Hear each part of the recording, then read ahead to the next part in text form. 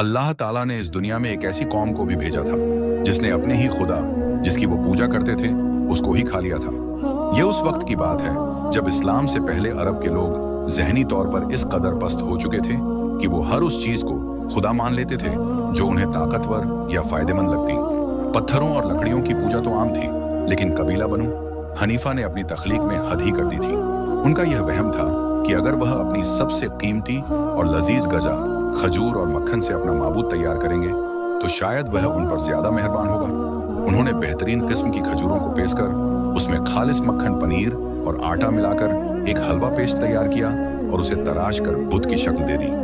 वो इस लजीज खुदा के सामने सजदा करते और समझते कि यह उनकी खुशहाली की जमानत है। फिर एक वक्त ऐसा आया कि नजद के इलाके में हौलनाक कहत पड़ गया। दाने दाने को तरसती उस कौम के सामने जब मौत नाचने लगी और घर के तमाम अनाज खत्म हो गए तो उनका सारा ईमान पेट की आग के सामने ढेर हो गया। शुरू में तो वह डरे कि अपने रब को कैसे खाएं, लेकिन जब भूख ने होश उड़ा दिए तो उन्होंने सोचा कि अगर हम ही ना रहे तो इबादत कौन करेगा। कबीले के लोग अपने ही हाथों से बनाए गए उस माबूद पर टूट पड़े और उसे नोच नोच कर खाने लगे और साथ कहते, हमारा माबूद कितना मेहरबान है कि जब हम पर मुश्किल वक्त आया तो उसने अपनी जान देकर हमारी भूख मिटाई और हमें मौत से बचा लिया।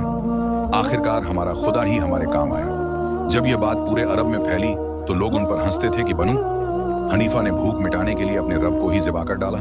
जिस माबूद को इंसान अपनी भूख मिटाने के लिए खा जाए वो इंसान की तकदीर क्या बदलेगा।